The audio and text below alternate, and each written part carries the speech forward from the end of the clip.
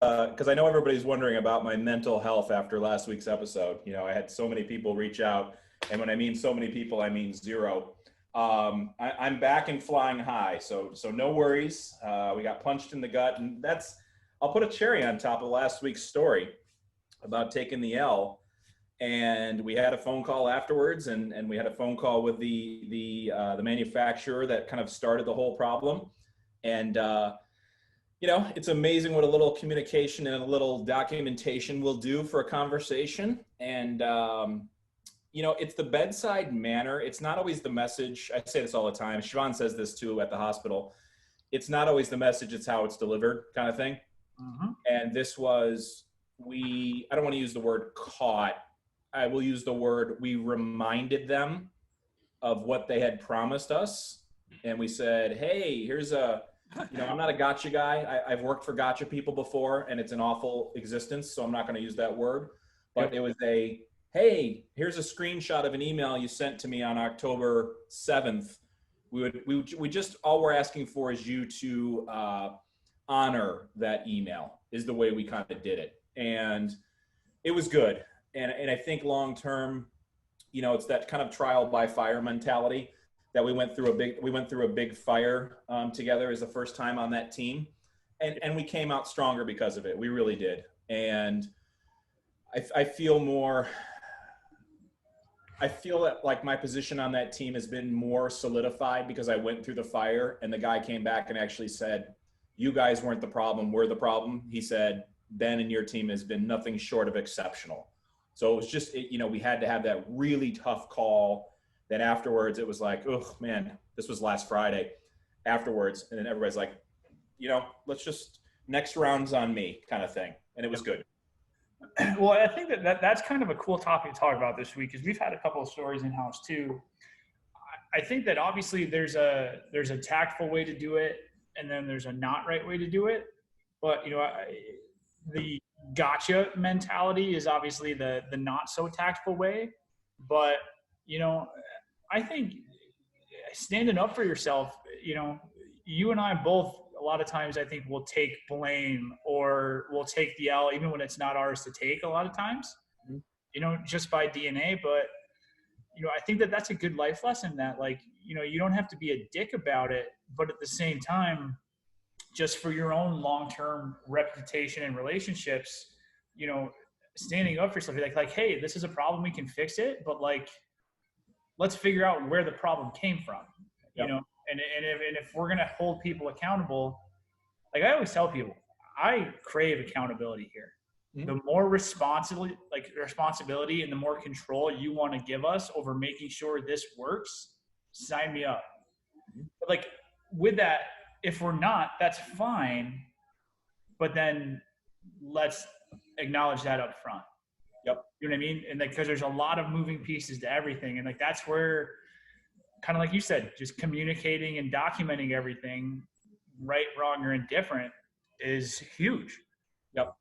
And it wasn't even that gotcha moment that made me feel good. It was the resolution of everything, because we're all going to be stronger because of it. I couldn't care less about the gotcha moment. I actually felt terrible taking a screenshot of an email that I took that I wrote 3 weeks ago. That quite honestly, 3 years ago in my career, I never would have sent that email. I never would have sent it. But it's become habit for me to, it's like those emails that we send with our Canadian guys. Those aren't this. That's this. That's me dictating on my walk.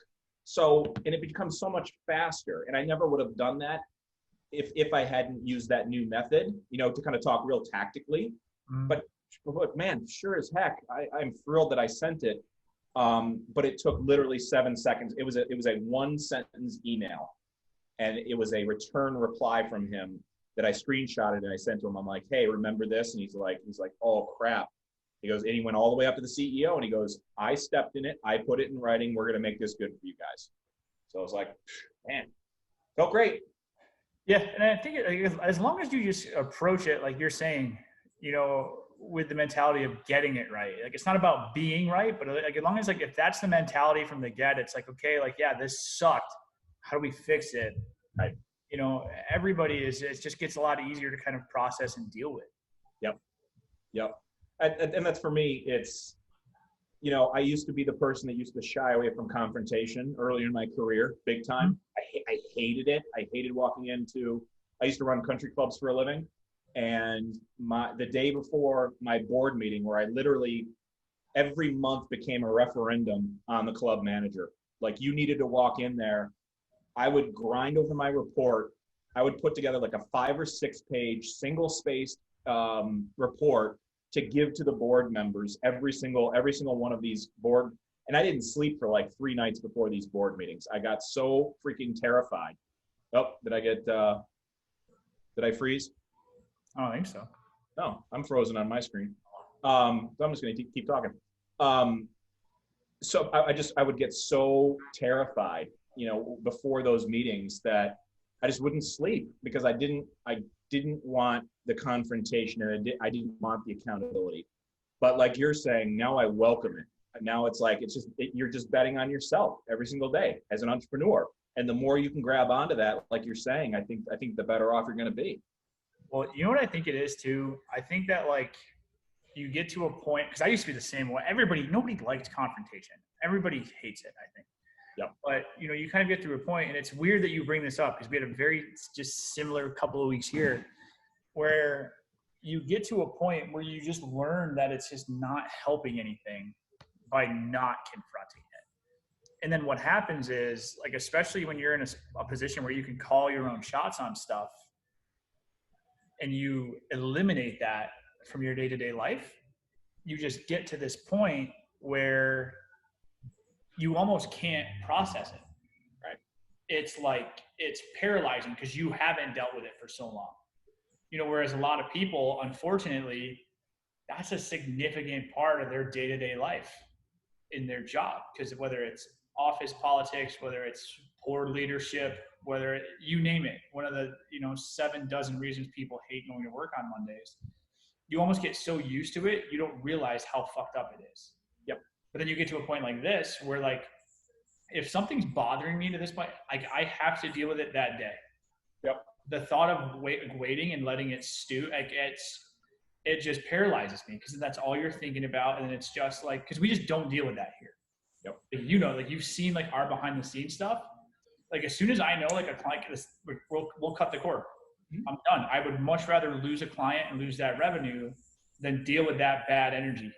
Because bad energy is contagious in the worst way. Mm-hmm. That's what conflict does. Like, it literally releases hormones in your body that are poisonous. Yeah. Literally. Mm-hmm. Like, it kills you. So, like, I'm like being somewhat over dramatic, but not really. Mm-hmm. So you kind of get to that point where you're just, when you have that flexibility to just eliminate that. Yep. That anytime it kind of comes in, you're just like, mm-hmm. So like, we just straight up don't deal with it here. Like, it was funny. Lauren was talking to me last night, and she hates me giving advice sometimes because I'm just so blunt and I'm so black and white. Like, this person is bothering me. Like, well, go talk to him and fix it. I can't just do that. It's not that easy. I'm like, yeah, it is. And like, I understand that there's more complexities to it, but she's like, I've literally never met anybody that deals with conflict like you do. Because I'll literally put everything down and then just go and fix it. Because until you do, nothing else, that's all I'm going to think about. Yep. So it's just weird. It's like super basic, but it helps when you're in the right too. When you've documented everything along the way. And like, that's one of the reasons that we've gotten so granular and so step by step by step by step with our proposals. Because then I could literally just be like, there it is. What is there to talk about? Right. I mean, but what's the alternative? And that's what I've learned is, you're correct that I used to steer away from the confrontation and then just let it fester. Then it would fester. Then all of a sudden there was an explosion. Like, I have zero temper at all, unless it comes to a few things. My family obviously being one of them. But like, I used to bring it home, and I used to be like, nope, nothing's bothering me. Everything's great. Meanwhile, I have this board meeting in 48 hours that I know is going to be pure hell for me, just because everybody's trying to poke holes through your thesis, and then you would just explode. So all of a sudden, I've learned to be like, yeah, you can have that hard conversation, because what's the alternative? The alternative from not confronting it is that festering, which then turns into anxiety, which then turns into speculation, which then becomes more anxiety. Then it becomes this just ball of energy that's going the wrong way. And that's where it becomes really, really unhealthy. So even though, yes, you have to say something to potentially a client or a coworker or a boss or a whomever, to the owner of the company, what I've found, and I've said this many times before, especially with clients, is I have to say something that you don't want to hear right now. Are you ready? And all of a sudden, that sting, like everybody gets it. You get that little sting in your heart. You know, it's like, ooh, like I don't want to hear this, or didn't want to hear that. But I feel as though that kind of pulls the curtain back to allow them to give you permission to tell them something that they don't want to hear. So all of a sudden, they're in the right frame of mind, be like, crap, Ben's going to tell me something I don't want to hear right now, but he just asked me permission. So it's either, yes, I want to hear it and let's get over it, or no, I don't want to hear it. And guess how many times people have said no? 0 times. They want to freaking hear it so we can all get over it, so we can move the ball forward on their project. Well, yeah, and I think it just comes with that just get stuff done mentality. Mm-hmm. You know, and like really all that is, like all of like the personal negative side effects aside, like all it is just creating a roadblock into getting to where you want to go. Right. You know, like, I mean, you and I have worked on similar projects where you spend more time dealing with all of that stuff than you do what you're actually getting paid to do. Mm-hmm. You know, and that's been one of the biggest things for us in these last 3 months that have just been so much fun and so good for us, is that I just stopped, you know, and it's like, this is what you're paying us to do. Yep. This. And like, that's what we're going to focus on. And like, you know, everything else is just noise. Mm-hmm. And if that means that you have to let somebody fall on their face once in a while, so be it. Like, I'm not any happier about it than you.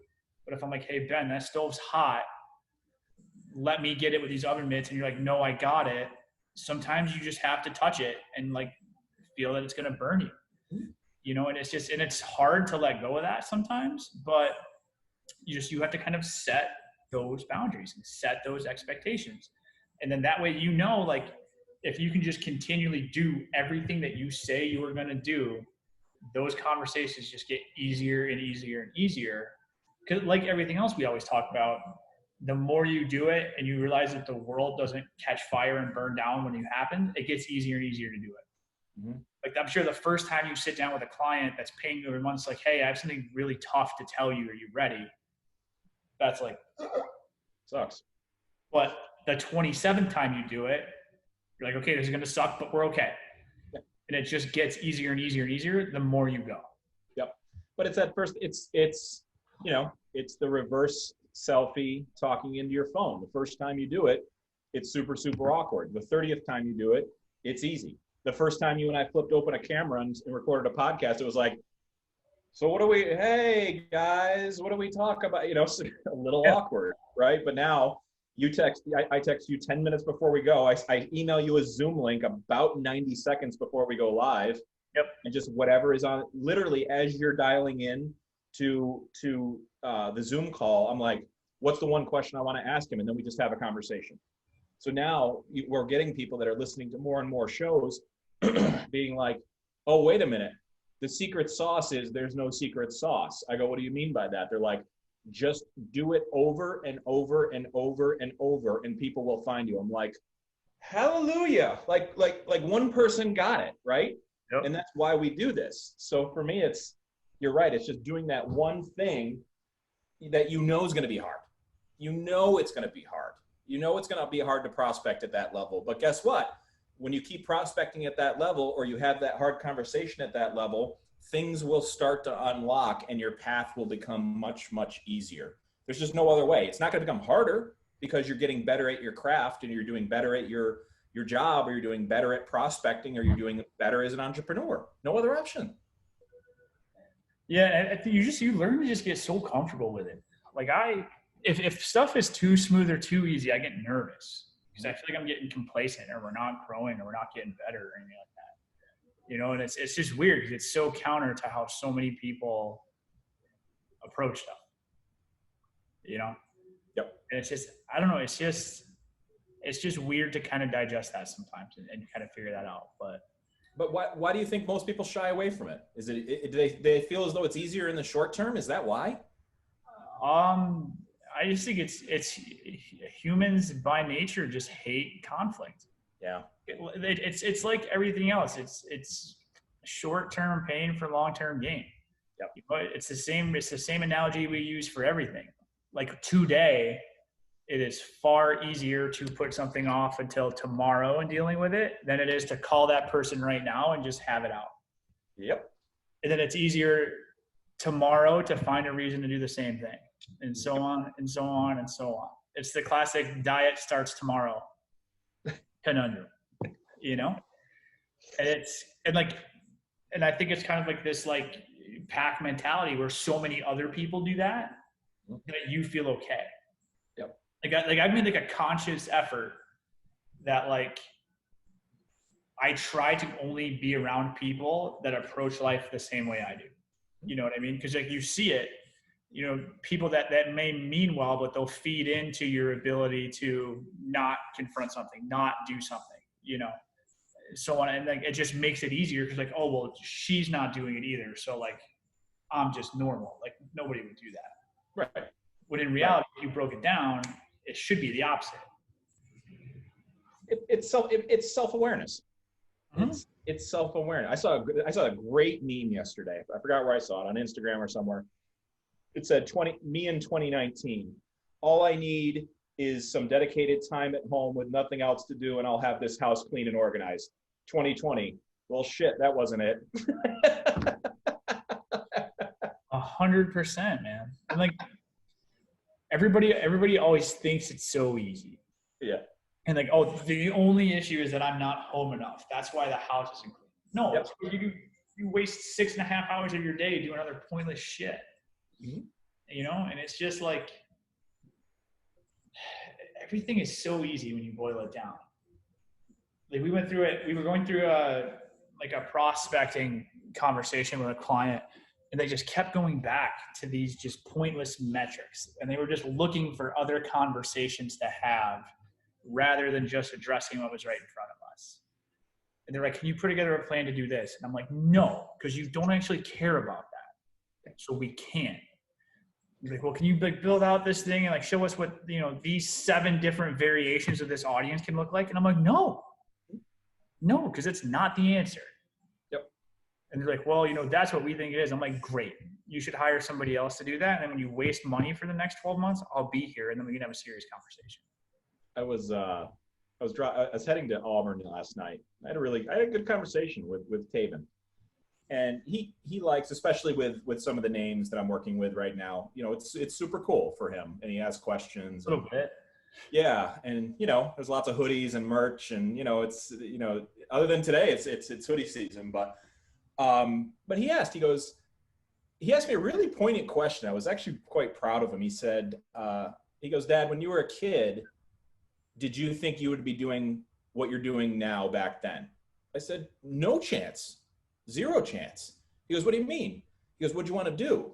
And I said, I want to be a sports broadcaster. Like I wanted to be on Sports Center. Like that was my goal, because I knew I was a decent athlete in high school. I knew I wasn't going to do anything with it. So I said, what's the next best thing? So I went to school for sports broadcasting. He goes, so how did you know you didn't want to do sports broadcasting?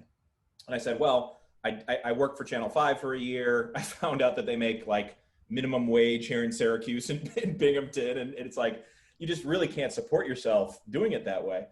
So he goes, well, how did you figure out what you wanted to do? I said, I tried so many different things until I found what I was passionate about.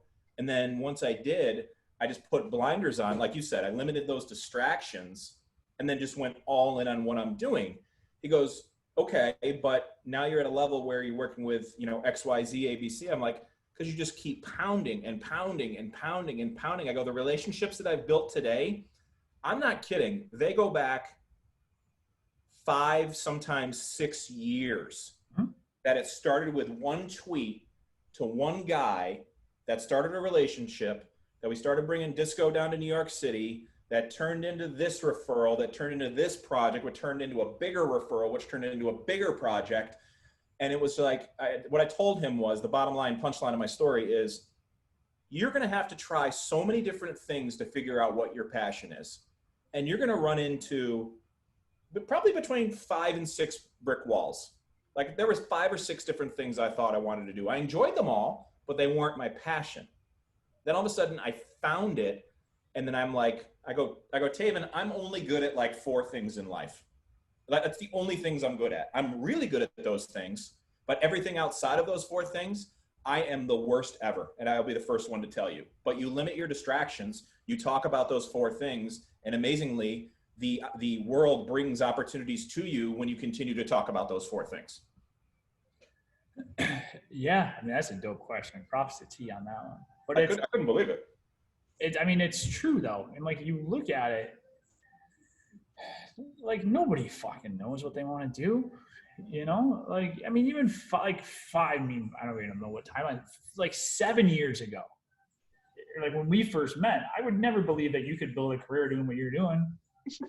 If you said, hey, dude, this is what I think I want to do, I'm like, okay, maybe stop testing the vodka so much, dude. But you know what I mean? But like, that's just the thing. And that's where I think it comes down to, you know, getting out of your comfort zone, trying stuff, like, you know, having those hard conversations that, you know, maybe you wouldn't have had otherwise.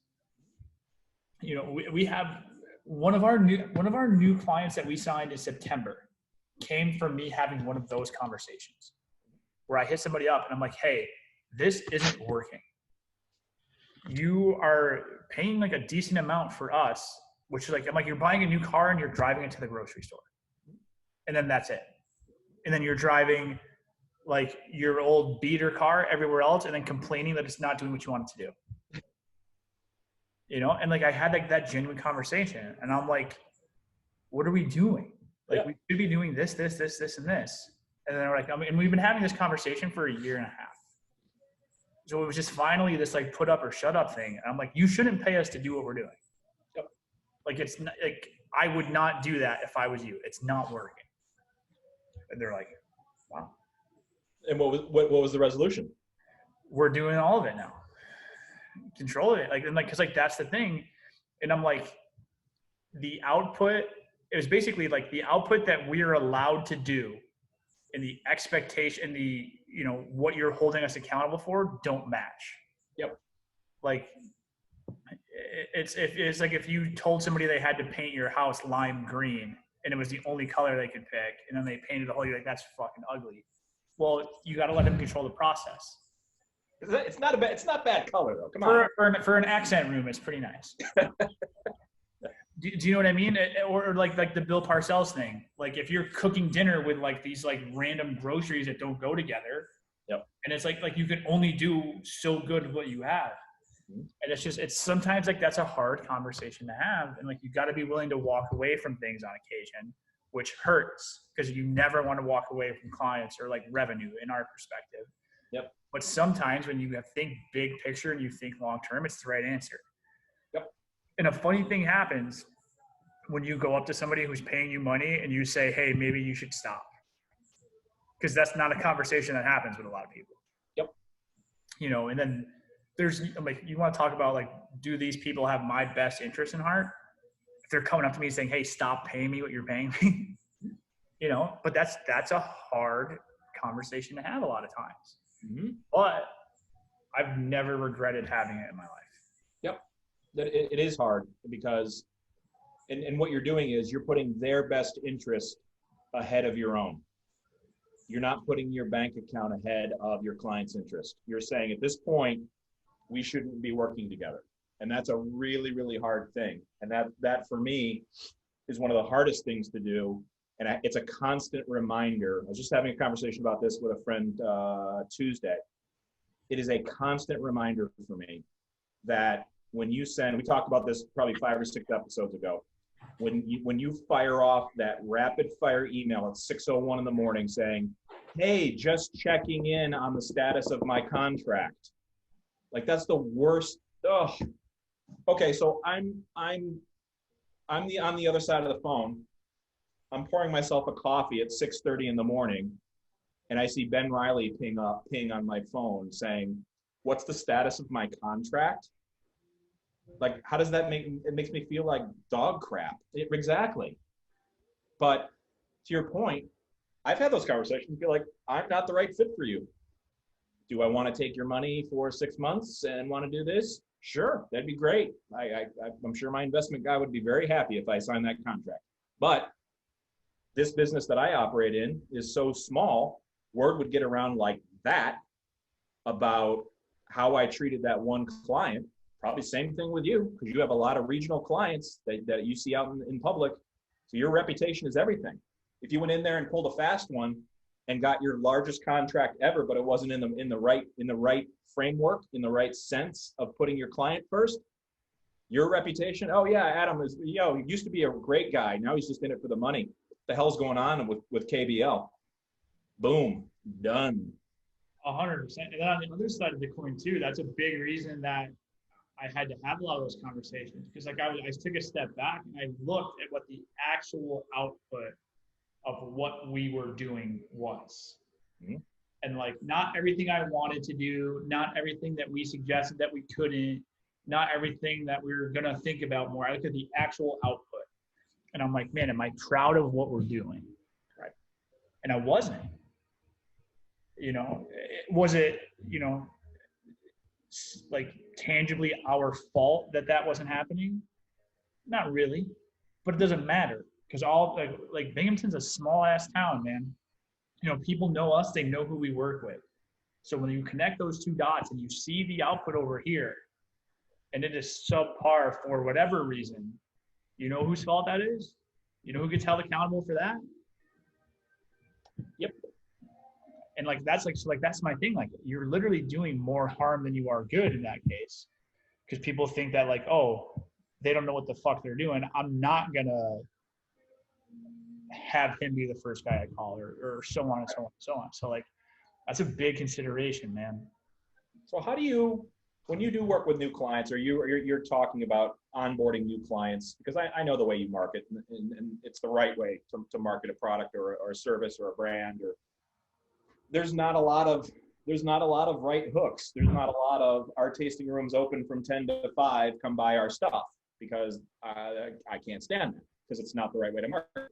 Yep. So when you do that, how much time do you spend convincing people that the strategy that you're ready to employ is the right one? And how much pushback do you get back, if any, with your clients? So that's one of the reasons that we get so granular with our onboarding documents.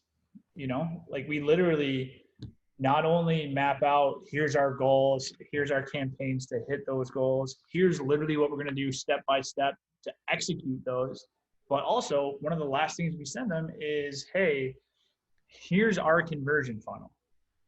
We have our branding column, we have our targeting column, and then we have our conversion column. And there's 3 numbers: 70, 20, 10. 70% of your posts are going to be over here. This is what those posts look like. Middle part is 20. Here's what they look like. Last part is 10, where we actually ask them to buy something. That's what those look like. And I think I literally tell people when we get started, hey man, probably about 6 to 8 weeks into this, you're going to ask me why we're only doing this, and why we're not as people to say, this is why. Like, if you have faith in what we're going to do, 10 months from now, you're going to be really happy that we did it, but you're going to have to go through some anxiety and stuff at the 8-week mark. Mm-hmm. Like, why am I paying these guys all this money to not try to sell anything? And that's a conversation you have to have in the beginning. We're like, and that's where like it all maps back to those aspirations. So if you want to have a nationwide beverage brand and you think that you're going to be selling in 32 states 3 weeks in, spoiler alert, no, you're not. This is what, but that's the whole, I would much rather have those conversations up front. Yep. And if somebody's not down with that timeline, cool, no problem. If you can find someone to do it better, faster, hire them. But there's a reason that there's not dozens and dozens and dozens of agencies that are doing that. Yep. It doesn't happen. It's not real. So that's how we approach it. And, you know, sometimes there's pushback. And like we had one a couple months ago. We went through that whole process step by step by step. We got 2 weeks in, and then they freaked out and didn't like any of it. And they're like, we have to, no, we have to do this. We have to get more customers. We have to, I'm like, okay, we're not doing it. Right. You know, stop paying us, do it yourself for a while, whatever. But like, I'm telling you, like not being an asshole, not just making things difficult for the sake of making it difficult, but there's a right way and a wrong way. And like, you're going to have to do it the right way if you want it to work. And it's better to start now than 4 months from now. But if you want to delay that, it's your business, it's your call. But people don't want to hear it. They don't want to be, you know, even at the upper levels. I've found that owners. That's where it's the worst, dude. The worst. It's because they're the ones that are in a position where they normally aren't held culpable for things.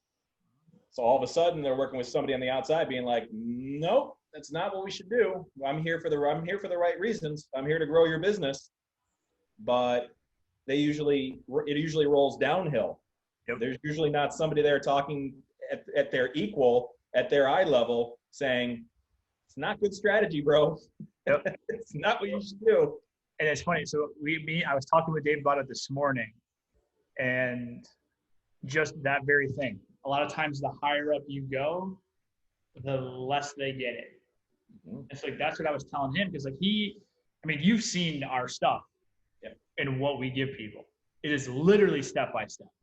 It is very difficult for there to be confusion on what we're going to do, how we're going to do it, and when we're going to do it, and why we're going to do it. But sometimes there just is, you know, and sometimes those people, rather than digesting this new world, it's easier to say, fucking kids don't know what they're talking about. And I say that's just fine. Because for me, like the barometer I always look at do our small and medium-sized business clients, how do they respond? How do the people that are literally putting up their own money to pay us to do this, do they see the value? Do they think it's worth it? Do they think it's justified? And if those people are saying yes, I know we're doing something right. Yep. You know, it's really easy to get overly cute or overly analytical or dissect or do whatever when you're spending somebody else's money, mm-hmm. Right? Does it work? Does it not work? Is it meh? Doesn't matter. You're getting paid the same amount, right? When you're a small business owner and you're spending that money, it fucking better work. You know? So like if those are the people that are responding to it and saying yes and jumping on, then I feel really good about that process. The long game is hard, man. The long game is hard, but if you want any sort of long-term success, it's the only game. And that's the hard part is, you know, it's the same conversation I had with Tave. And I said, you know, just do something you're into. You know, what a world that we live in right now that you can flip on a camera and literally talk about anything you want, anything you're passionate about, but just do it for 2 years. Do it for 2 years with zero expectations. There's the punchline. You want to build a business and grow awareness and get into a consideration phase for your product or service, then get into a conversion phase for your product or service. Like that takes a long, long time. And that is a very difficult process. So it's the reason we've done 30, are we 32 today? 2, 3? Maybe 33. So there's a reason we flipped on a camera in January and talked our way through a pandemic. There's a reason we did that, because we knew that we had to hold each other accountable, because if you and I were just to flip the camera on ourselves, I'm not going to speak for you, but for me, I wouldn't have done it. It's putting this thing on the calendar every week to say, no matter what happens from here on out, we know that building really rich video and audio content into a podcast form, into a YouTube show, into blogging, into all these other pieces of micro content that should be coming out of this and will come out of this is always good strategy for where you and I want to go. Yeah, and it's just like, it should be hard. Right. That's what I like. Everyone's just constantly looking for the magic bullet on everything. Right. It should be hard. It should take you months, if not years. You know, we should spend 2 months planning about what we're going to do before we do it. You know what I mean? Like if you spend a month putting a marketing plan together, oh, the Bible for your entire communication strategy. Yeah. Yeah. Where line by line, you know what to do, when to do it, and why. Yes. Yeah. I think that's worth 6 weeks of our lives, you know? And this, everyone's like, I don't know, this seems crazy. Maybe we should just do some billboards. Great. Do it. Like, you can. You can. It probably won't be as effective, but you're more than welcome to go pay $3,500 a month for a billboard. Easily. Yeah. And then have them send you all the analytics on how people interact with it after. That would be So I mean, that's what but people think that way and they act that way. And then you know what? Those are the same people that have a reason on why radio doesn't work and why TV doesn't work and why billboards don't work and why the newspaper doesn't work. Because this is all, there's no plan. It's just, I'm going to throw this quarter's check at radio. I'm going to throw this quarter's check at TV. And there is no plan. Have your niece run a couple of Facebook ads. That doesn't work either. My niece is start blaming the governor or the government or whoever, rather than just fucking figuring stuff out. My niece is in college. She knows TikTok. We're all set. There's still people to this day that tell me that their customers aren't on social media. Like, I just laugh and just walk out of the room at this point. It's 2020. Everybody's on social media. But they're never going to be your client though. Right. The moment you, and that's why I asked that question about convincing somebody. The moment you have to convince somebody, they will never be a client or ever. Yep. They already have to be open-minded to look for something of that product or service. Like I want to upgrade I was texting with Josh this morning. I want to upgrade the microphone for the podcast. So I'm going to get the whole thing.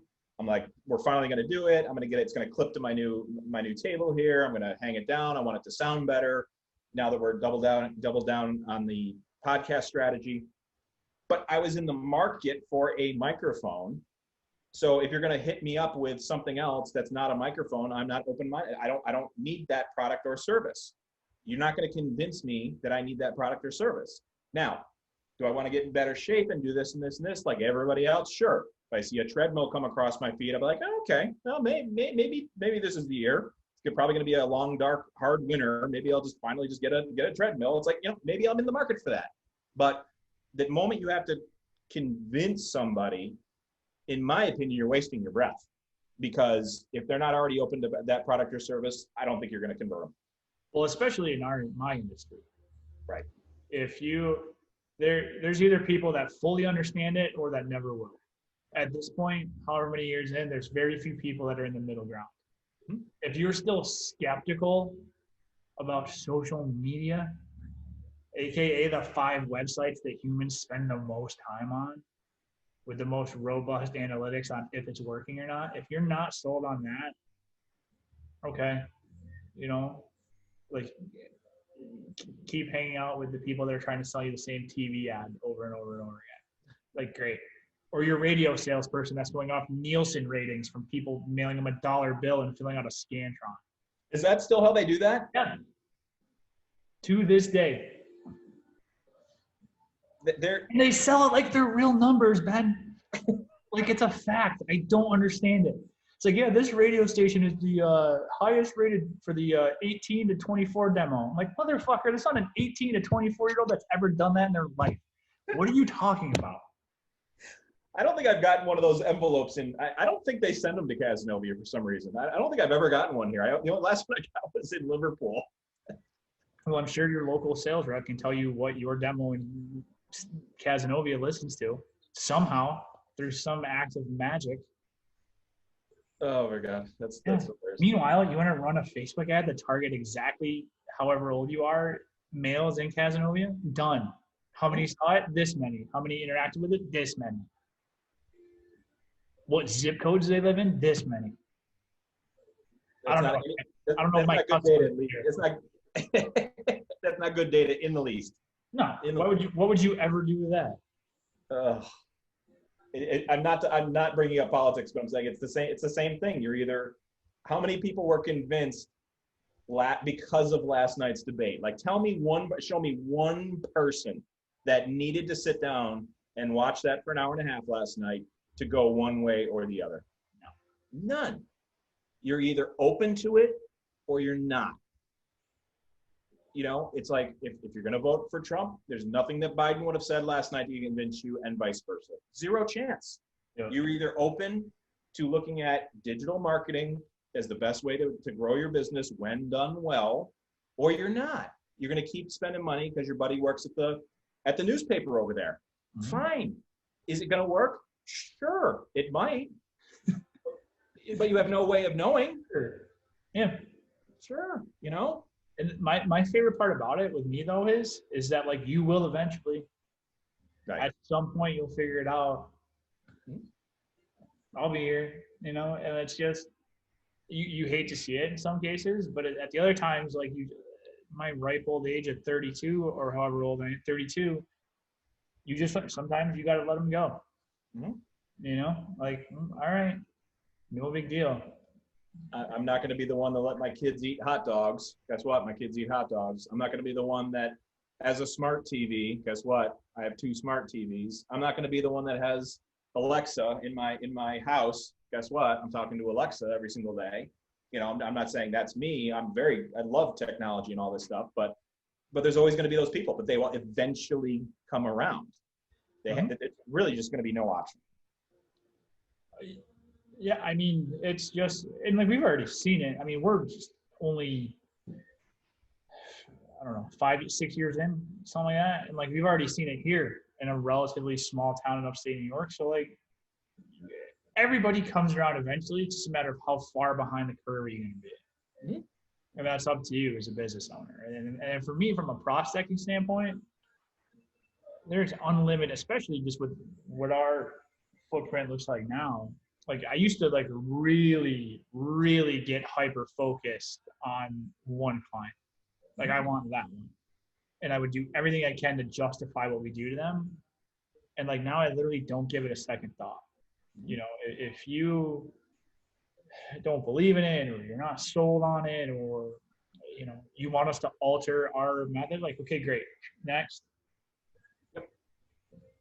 It's just like, we're just at a point where we've worked really hard to get here, but I'm just that confident in our system and our product, and being able to look you square in the face and say, hey, if we do this, I think it's going to work. And then showing them the plan where they believe it too. It's the 80-20 rule. We talk about this all the time. I'll use a hockey reference. You know, you're back checking with 4 guys on the ice. But you always have that guy kind of cherry picking. You know, you have 1 out of your 5 players that's on the other blue line in case you get possession on the back check. Boom, it's a breakaway. Like that, it's so simple. Protect the home base, protect your goalie with the 4 guys, but always send that guy. Always send it, you know? And to me, it's always spend that time on that 20%, because you have to market for the now, but you have to produce content for the future. You have to skate. You have to spend some time skating where the puck is going. You have to, because if not, there will come a time where your business will sunset and is no longer viable and or practical. And that's a very scary spot to be, because most people want to squeeze as much as they can out of the now, which is okay, but you have to invest in the future. There's just no other option if you want to remain viable. There you go. TikTok for business. Imagine that. It's silly today, just like fucking Instagram was silly 10 years ago. All right. I want to be the Healy dad in Casanova, skating to all of this music that I love. What all the kids are listening to. That's the extent to which you could do that so easily is wild. Easily, if you have the talent to do it. That's the whole point. I have no talent. That's why it's hilarious. I can't skate well. I have no rhythm in my body, and I'm just going to put just the dopest tracks over it. And that's why it's going to be hilarious, because I'm terrible. And I know I'm terrible. I'm self-aware to know that I'm terrible. You'll be the first person that KBL actually follows on TikTok. I've even created an account. All right. I got to prep for a 1:30 call, man. This is good. That was good. It turned into a minor venting session on my part, but I think I just needed that. Venting's a good thing, especially on a Friday. So so is it 33? Is that what we determined? I believe it's 33. So thank you for listening and or watching and or podcasting and or walking your dog on Spotify, iTunes, episode 33 of Lunch with Adam and Ben. I tried a little clickbait today with politics.